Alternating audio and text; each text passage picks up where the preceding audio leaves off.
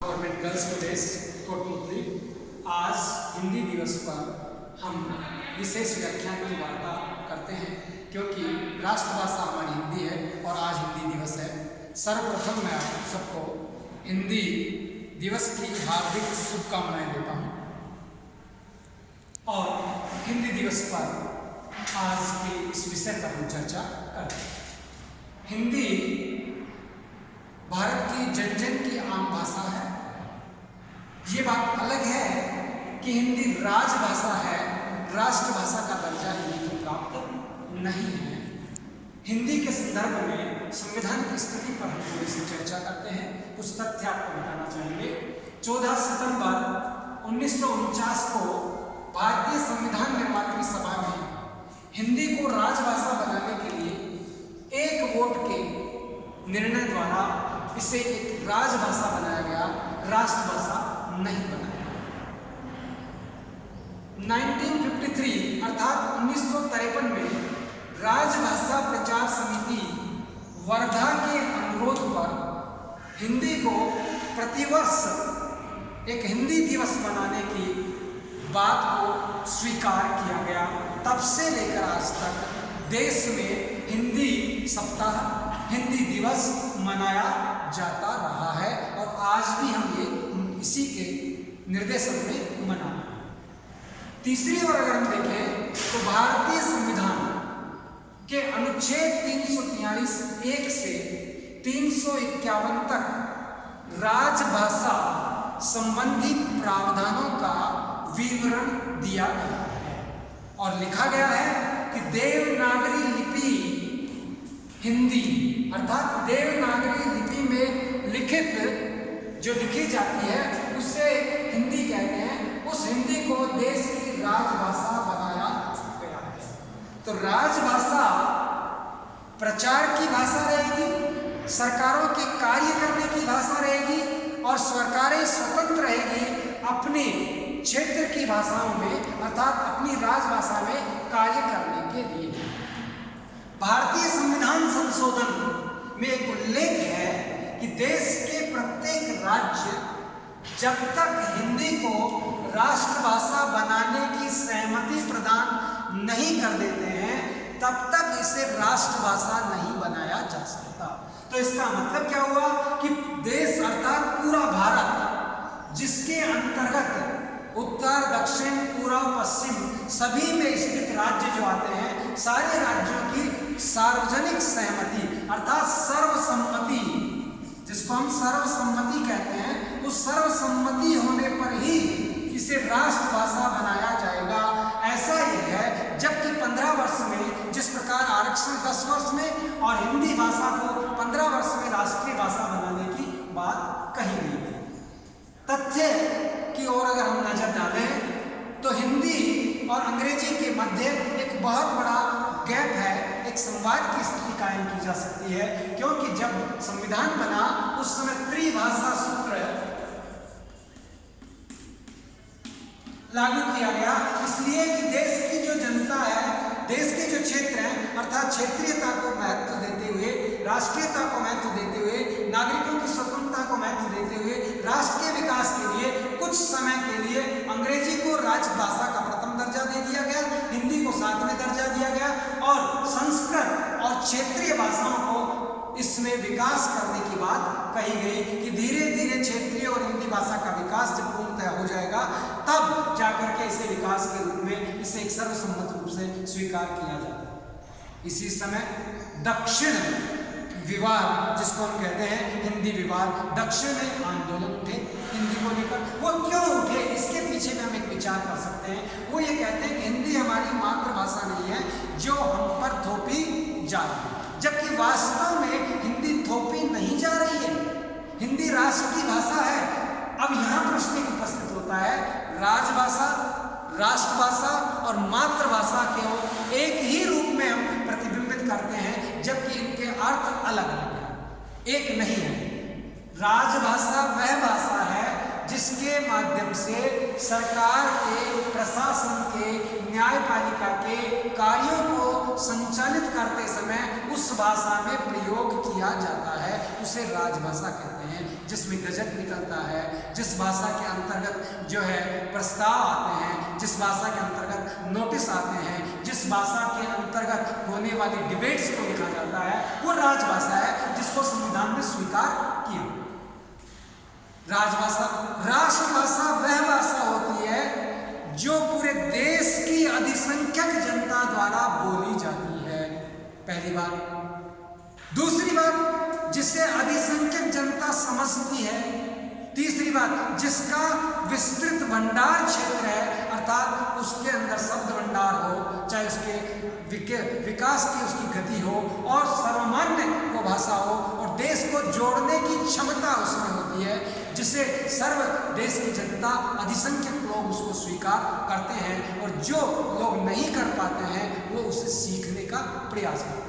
हर राष्ट्र की एक राष्ट्रीय भाषा होती है और भाषा वह प्रतिबिंब है जिसके माध्यम से राष्ट्र को जाना जाता है, राष्ट्र को विकसित किया जाता है, राष्ट्र का सम्मान होता है और राष्ट्र की आत्मावलोचन और राष्ट्र के विकास का मार्ग बिंदु हिंदी हो सकती है देश की। अब प्रश्न आता है कि आज हिंदी को लेकर विवाद क्यों?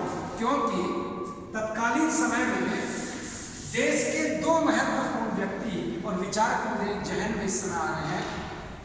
एक दयानंद सरस्वती, महर्षि दयानंद सरस्वती, जिन्होंने भारतीय समाज को जागृत करने के लिए सामाजिक और धार्मिक आंदोलन ही नहीं चलाए, आर्य समाज की स्थापना की, जबकि वे मूल गुजराती हैं। टंकारा के जन्म गुजराती भाषा है उनकी मूल भाषा, जिसको जन्म भाषा कहते हैं, वो गुजराती है, परंतु उन्होंने अपना सारा लिटरेचर आर्य समाज का गठन और सत्यार्थ प्रकाश, चारुमती, सारा जो उनका अध्ययन और अध्यापन रहा है वो हिंदी भाषा में रहा है। उसके पीछे जो अगर कारण कहीं देखा जाता है तो उनका सबसे पहला और सर्वमान्य तथ्य कहना था स्वभाषा, स्वदेशी, स्वशिक्षा, स्वावलंबन और स्वशासन। ये वैदिक तत्व हैं, वैदिक मूल्य हैं और वेदों की ओर लौट चलो। और अगर भारत को विकसित होना है, अगर भारत को समृद्ध होना है, अगर भारत को श्रेष्ठ बनना है, अगर भारत को विश्व को ज्ञान देना है तो इनको हमें अपनाना होगा। यही कार्य भारत के राष्ट्रीय आंदोलन के प्रणेता महात्मा गांधी ने भी किया। 29 मार्च 1918 को महात्मा गांधी ने घोषणा की, हिंदी को राष्ट्रभाषा बना दिया जाना चाहिए, जबकि उनकी भी मातृभाषा गुजराती है।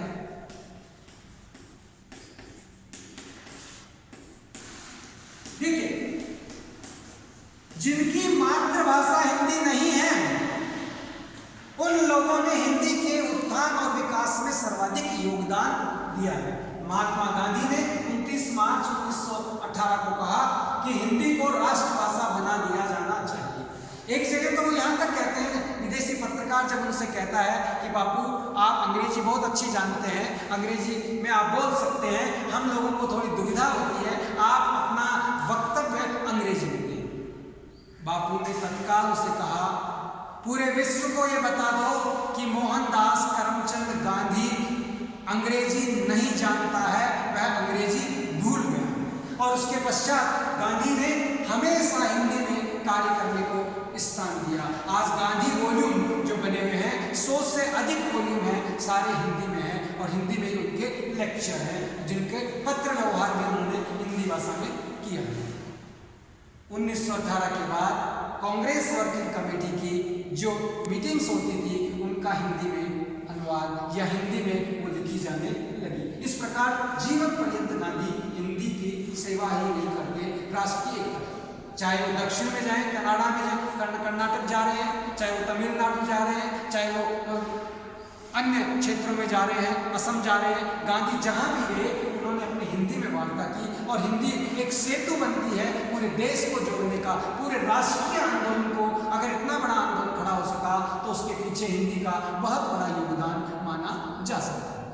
स्वयं बाल गंगाधर तिलक जो भी हिंदी भाषी नहीं होते हुए हिंदी में अपना वार्ता और कार्य करते हैं, इसके पश्चात राष्ट्रीय आंदोलन की ये एक जो विरुद्धता नहीं है बल्कि एक खूबसूरती है जो ये बताती है कि एक राष्ट्र जो है किस प्रकार से निर्मित होता है, भाषा किस प्रकार से लोगों को जोड़ती है, किस प्रकार से भाषा व्यक्ति का संप्रेषण का माध्यम है। तो भाषा एकमात्र माध्यम है व्यक्ति को व्यक्ति से जोड़ने का, आत्मा के विचारों की अभिव्यक्ति का, एक श्रेष्ठ विचार चिंतन का। तो ये जो भाषा है, भाषा विकास का प्रतिबिंब है, विकास का मार्ग है। इसलिए भाषा, हिंदी भाषा का देश की 75% जनता आज भी हिंदी लिखती और पढ़ती है और समझती है, अर्थात 11% जनता अंग्रेजी भाषा को जानती है। अब 75% और 11% अंतर देखिए कितना बड़ा अंतर है। फिर भी हम इसकी बात कर रहे हैं, इसकी बात नहीं कर रहे हैं। और आम जन की भाषा हिंदी है। और अगर इसमें और बोलियां जोड़ दी जाए, जैसे इसके अंदर हम अन्य राजस्थानी को जोड़ दें, चाहे हम इसमें भोजपुरी को जोड़ दें, चाहे हम इसे कन्नौजी को जोड़ दें, चाहे इसे हम कन्नड़ और मलयालम को जोड़ दें, ऐसे को अगर जोड़ दें तो हिंदी और ज़्यादा बढ़ जाती है। तो बोलियों से मिलकर संस्कृत, पाली, पाली से अपभ्रंश और अपभ्रंश से हिंदी देवनागरी लिपि का निर्माण हुआ है, जो पूरे देश में सर्वाधिक क्षेत्र में बोली जाने वाली भाषा है, पूरे देश की भाषा। आज अगर कुछ तथ्यों की बात करना चाहूंगा मैं आपके साथ, अमेरिका सहित विश्व के 193 विश्वविद्यालयों में हिंदी भाषा का अध्ययन किया जाता है। 200 विश्व के देश जो हैं, विश्व के लगभग 210 देश हैं, 200 देशों में से 14 देशों में अंग्रेजी भाषा है। बाकी हर राष्ट्र की जो भाषा है वो अपनी अलग भाषा है।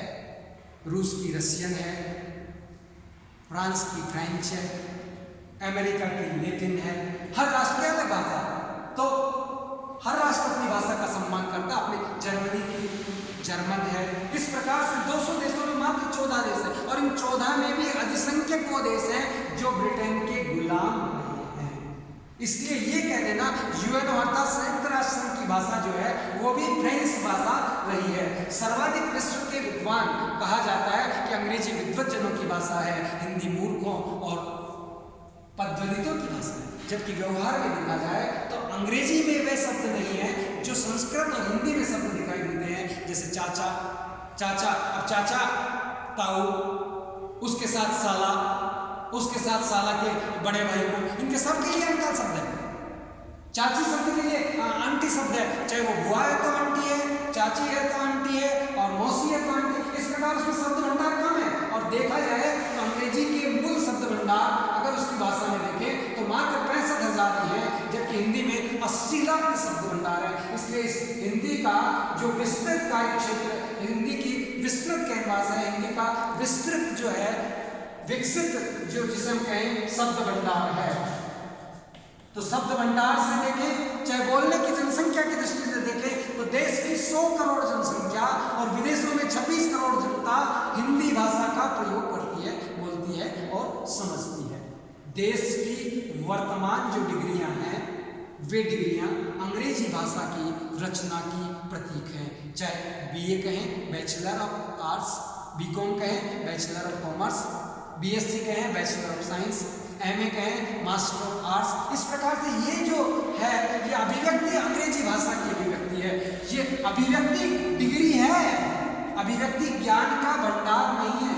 और यही कारण है कि डिग्रियां अपना ज्ञान, डिग्री के अनुरूप ज्ञान नहीं है और ज्ञान के अनुरूप डिग्रियां नहीं है। इसीलिए बेरोजगारी देश में सर्वाधिक रूप से दिखाई देती है। इनमें तालमेल नहीं होने की वजह से ही अन्य प्रतियोगी परीक्षाएं करवाई जाती है। अन्यथा तो जब आपने डिग्री दे दी, उस डिग्री के अनुसार नौकरी क्यों नहीं दी जाती। इसी के साथ हम आगे और बात करना चाहें तो महर्षि दयानंद और महात्मा गांधी का योगदान ही नहीं रहा, उसके पश्चात भी जो है जैसे हम काका कालेकर की बात कर सकते हैं, विनोबा भावे की बात कह सकते हैं। बहुत सारे लोग हैं जिन्होंने हिंदी के क्षेत्र में कार्य किया है और योगदान देने का उनका सदैव रहा है। हिंदी आंदोलन को उठाकर उन्होंने खड़ा किया है। हिंदी विरोधी आंदोलन साउथ में चला, जिसके भी कारण अनेक राजनीतिक कारण दिखाई देते हैं, जो देश की एकता और अखंडता को चुनौती देने के लिए, देश की एकता अखंडता न बनी रहे, इसके लिए इस प्रकार के प्रयास किए जाते रहे हैं। गांधी नेहरू संवाद अगर हम देखना चाहें तो भारतीय संविधान जब निर्मित हो रहा था उस समय 2 मीटिंग्स हो चुकी थी। उन मीटिंग्स के बाद जब बापू को बताया गया कि बापू इस प्रकार का संविधान बन रहा है, इस तरीके से उस पर डिस्कशंस हुआ है और विभिन्न देशों के संविधानों का एक प्रतीक वो बनाया जा रहा है, एक बुकलेट बनाई जा रही है, तो बापू ने नेहरू से संवाद में ये कहा एक वार्ता में कि नेहरू, जो तुम ये संविधान बनाने जा रहे हो ये अंग्रेजियत का संविधान नहीं होना चाहिए। हम अंग्रेजों को यहाँ रखना विरोधी नहीं थे, अंग्रेजियत के विरोधी थे। उसकी भाषा, उसकी संस्कृति, उसका चाल चलन, उसकी विकृतियों के हम विरोधी हैं, अंग्रेजों के हम विरोधी नहीं थे। और ये जो संविधान तुम अगर, जैसा मैं सुन रहा हूँ, अगर बनाने जा रहे हो तो पहला व्यक्ति मैं होऊंगा जो इस संविधान की प्रतियां जलाऊंगा और तुम्हारी जेल का मैं एक जेलर और कैदी बनके रह जाऊंगा। इस प्रकार से बापू ने कहा, पर उन्होंने कहा कि नहीं बापू ऐसा नहीं कर रहे हैं और कुछ ही समय बाद बापू की हत्या हो जाती है और इस पर संवाद नहीं हो पाता है। और भारतीय संविधान में भारतीय जनता की भाषा, जो सर्वाधिक देश की भाषा है हिंदी, उसमें संविधान नहीं बनता है। देश के संविधान जो बनाया है वो कैबिनेट मिशन के द्वारा निर्मित जो सदस्य हैं संविधान सभा के, उनके द्वारा संविधान बनाया गया, जो अंग्रेजी भाषा में रचे बसे लोग, अंग्रेजियत के मानसिक रूप से गुलाम लोग, अंग्रेजियत के प्रति समर्पित लोगों ने संविधान बनाया और वहाँ हिंदी को समावेश नहीं दिया। कहने के लिए तो हम जनता को संविधान समर्पित करते हैं, हम जनता के प्रतिनिधि के रूप में संविधान बनाते हैं, आत्मार्पित करते हैं संविधान को, जबकि उस संविधान में उस जनता को फटकने नहीं दिया गया, उस जनता की भाषा तक में संविधान नहीं है। आज भी अगर हमको विकसित करना है तो हमें आवश्यक होगा प्रशासनिक दृष्टि से, न्यायिक दृष्टि से और अर्थात कानून की दृष्टि, प्रशासनिक दृष्टि और अन्य सामान्य इन क्षेत्रों में हमें हिंदी का प्रचार और हिंदी के शब्दों का और हिंदी के कार्यों का अधिक से अधिक भंडार देना होगा, हिंदी में कार्य करना होगा। अंग्रेजी को केवल परीक्षा नहीं दिया जाएगा, तब जाके हिंदी अपना स्थान प्राप्त कर पाएगी, अन्यथा हिंदी अपना स्थान नहीं ले पाएगी। एक बहुत अच्छी बात, नई शिक्षा नीति 2020 जो अभी आई है उसमें मातृभाषा, राष्ट्रभाषा, अंग्रेजी और अन्य क्षेत्रीय भाषाओं को स्थान दिया गया है। उसी में अध्ययन किया जाएगा।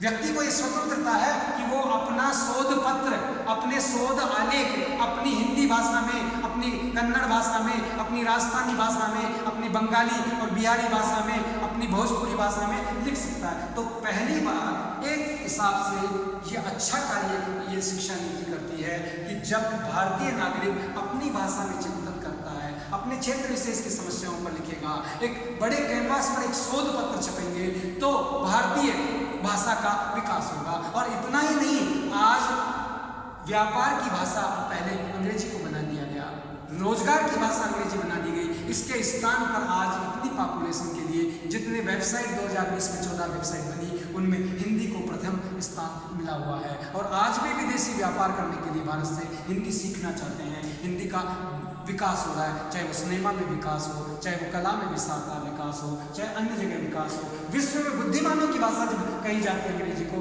ये एक भ्रम है, एक षड्यंत्र है। जबकि विश्व के सर्वाधिक विद्वान स्कॉटिश, आयरिश, वेल्स, फ्रेंच और रूसी भाषा में, संस्कृत भाषा के विद्वान रहे हैं। सबसे अधिक विज्ञान और गणित और भौतिकी में अगर पुस्तकें लिखी गई है तो वो रूसी भाषा में विश्व में पाई जाती है। इसलिए ये कह देना कि अंग्रेजी श्रेष्ठ जनों की भाषा है या श्रेष्ठ भाषा है, ऐसा नहीं है। हिंदी उसके स्थान पर अपना स्थान रखती है। अंग्रेजी का सम्मान करो, हिंदी से प्यार करो। अंग्रेजी का सम्मान करो, हिंदी से प्यार करो और हिंदी मातृभाषा होने के नाते उसको अपनाओ। जीवन में प्रतिदिन डे टू डे के रूप में उसका अधिक से अधिक उपयोग करो। जितना अधिक पढ़ोगे, जितना अधिक किताबें समझोगे, उतनी अधिक आपकी समृद्धता और विकास होगा। और यही आवश्यक है, क्योंकि जब तक मातृभाषा में, जब तक राष्ट्रभाषा में आप सोचेंगे, में कार्य करेंगे, तब तक आपका व्यक्तित्व का संपूर्ण विकास संभव नहीं दिखाई देता है। आवश्यकता है आज हिंदी दिवस को हम अपना आत्मावलोकन करें, आत्मविलोचन करें और इसमें देखें कि किसकी भूमिका हो सकती है। सर्वाधिक भूमिका इसमें महिलाओं की हो सकती है। जिस प्रकार से सिंधी भाषा आज अगर जीवित है तो उसके पीछे कारण उन लोगों के द्वारा घर और परिवार में, अपने व्यापार में, अपने लोगों से मिलते समय सिंधी भाषा का प्रयोग किया जाता है। वैसे अपनी मातृभाषा का ही प्रयोग करें, राष्ट्रभाषा हिंदी का सर्वाधिक प्रयोग करें। करें। महिलाएं इसमें बहुत बड़ी भूमिका अदा कर सकती हैं और महिलाओं का ये महाविद्यालय है, महिला महाविद्यालय है, इसलिए मैं सभी छात्राओं से आग्रह करूँगा कि अधिक से अधिक शुद्ध हिंदी, श्रेष्ठ हिंदी और बढ़िया हिंदी बोलने का प्रयोग करें। इतनी क्लिष्ट ना रखें कि जिसका अनुवाद भी समझ में न आए। और हिंदी भाषी जो क्षेत्र के लोग हैं, जो कवि हैं, हिंदी के विद्वान लेखक हैं, उनसे मेरा आग्रह है कि हीनता को त्याग कर श्रेष्ठ से श्रेष्ठ रचनाएं अगर आप करेंगे तो उनका अनुवाद अपने आप होगा। इसलिए हम ये कह सकते हैं कि हिंदी में अगर अधिक से अधिक काम होगा तो उसका विकास होगा, श्रेष्ठता निर्मित होगी। जैसे दिनकर की कविता है कौन विघ्न ऐसा जग में टिक सके आदमी के मन में, खम ठोक टहलता है जब नर पर्वत के जाते पांव पर, मानव जब जोर लगाता है पत्थर पानी बन जाता है। इसका मतलब यह है कि मानव जो कार्य करेगा, अगर लक्ष्य निर्धारित कर लेगा, कार्य के प्रति क्रियान्वित करने लगेगा तो उस कार्य में सफलता उसे अवश्य मिलेगी। पुनः मैं आप लोगों को आज हिंदी दिवस की शुभकामनाएं देता हूँ। धन्यवाद। मैं समझता हूँ कि आप लोगों ने मुझे अवसर दिया, इसके लिए मैं आपका आभारी हूँ।